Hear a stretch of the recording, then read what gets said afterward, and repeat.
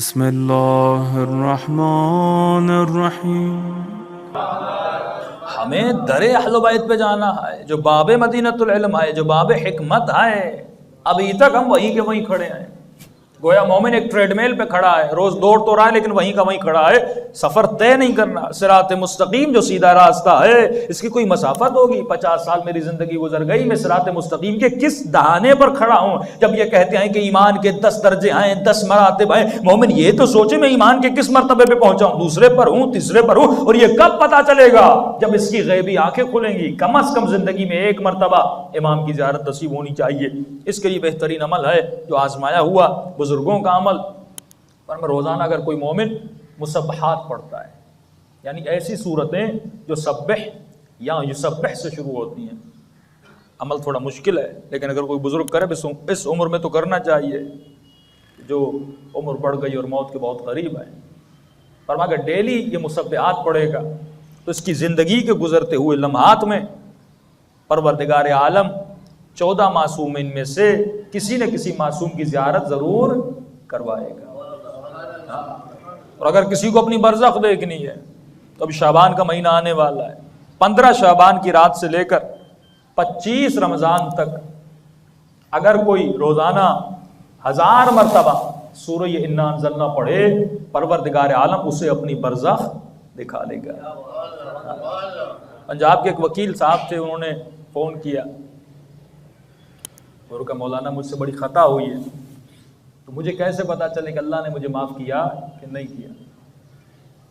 मैंने कहा सबसे बड़ी निशानी ये है कि आपके गुनाह को 20-25 साल गुजर गए, लेकिन अभी तक आपके वजूद में पशेमानी है, शर्मिंदगी है कि मैंने ये गुनाह क्यों किया। ये शर्मिंदगी उस तौबा की निशानी है।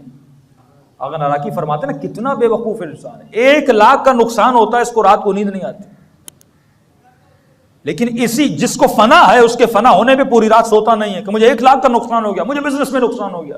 लेकिन यही इंसान जिसकी सुबह की नमाज कज़ा होती है, इसे परवाही नहीं है, परवाही नहीं है, क्योंकि इससे बड़ा बेवकूफ नहीं है।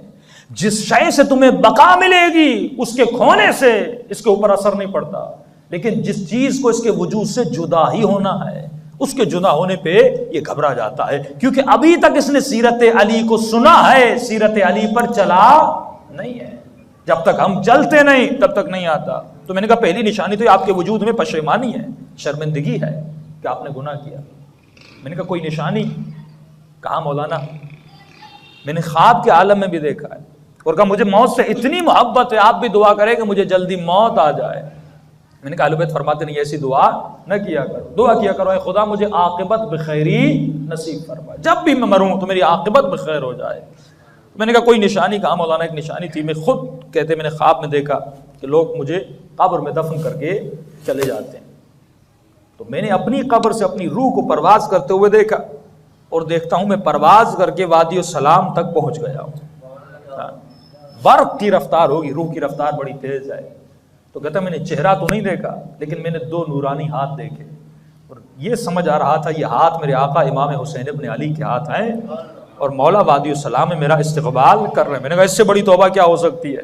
यानी जिसने अपनी जिंदगी में देख लिया कि परवरदिगार आलम ने मेरे सारे गुनाह बख्श दिया है, इससे बड़ा मकाम मर्तबा नहीं हो सकता। इसलिए फरमाते जब तक अपने वजूद में हुजूर को पैदा नहीं करोगे, गफलत को खत्म नहीं करोगे, मुला फरमाते तब तक तुम्हारे वजूद में परवरदिगार आलम का एहतराम और अदब पैदा नहीं हो सकता। फरमा बेअदब महरूम अज़ लुत्फ़ रब, तुम्हारे वजूद में अदब होना चाहिए। और अगर और बना अदब की वजह से, अब्बास अगर अब्बास बने तो अदब की वजह से। जब तक ये अदब हमारे वजूद में नहीं आता, यानी मोमिन ये समझ ले कि मेरा परवरदिगार आलम मुझे देख रहा है, ये मोमिन ये एहसास कर ले कि मेरा इमाम ज़माना मुझे देख रहा है, तो फरमाइए अदब इसे हर गुनाह से रोक कर रखिएगा। सल्लल्लाहु अलैहि मोहम्मद व आले मोहम्मद।